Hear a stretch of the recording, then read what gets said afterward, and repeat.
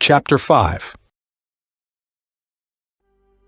Keep thy foot when thou goest to the house of God, and be more ready to hear than to give the sacrifice of fools.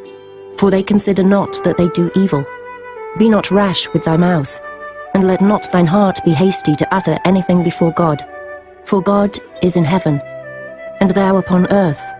Therefore let thy words be few. For a dream cometh through the multitude of business, and a fool's voice is known by multitude of words.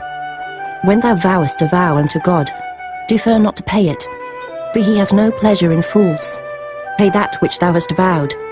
Better is it that thou shouldest not vow, than that thou shouldest vow and not pay.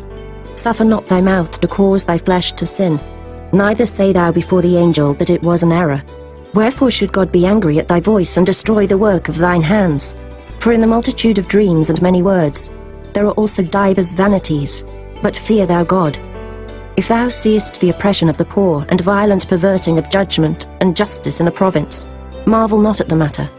For he that is higher than the highest regardeth, and there be higher than they.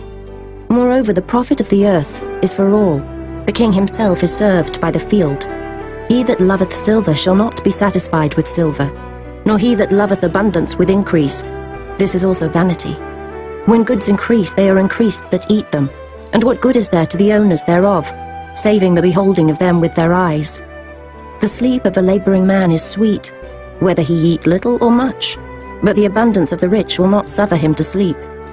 There is a sore evil which I have seen under the sun, namely, riches kept for the owners thereof to their hurt. But those riches perish by evil travail, and he begetteth a son, and there is nothing in his hand. As he came forth of his mother's womb, naked shall he return to go as he came, and shall take nothing of his labour, which he may carry away in his hand. And this also is a sore evil, that in all points as he came, so shall he go. And what profit hath he that hath laboured for the wind? All his days also he eateth in darkness, and he hath much sorrow and wrath with his sickness. Behold that which I have seen. It is good and comely for one to eat and to drink, and to enjoy the good of all his labour, that he taketh under the sun all the days of his life, which God giveth him. For it is his portion. Every man also to whom God hath given riches and wealth, and hath given him power to eat thereof, and to take his portion, and to rejoice in his labour. This is the gift of God.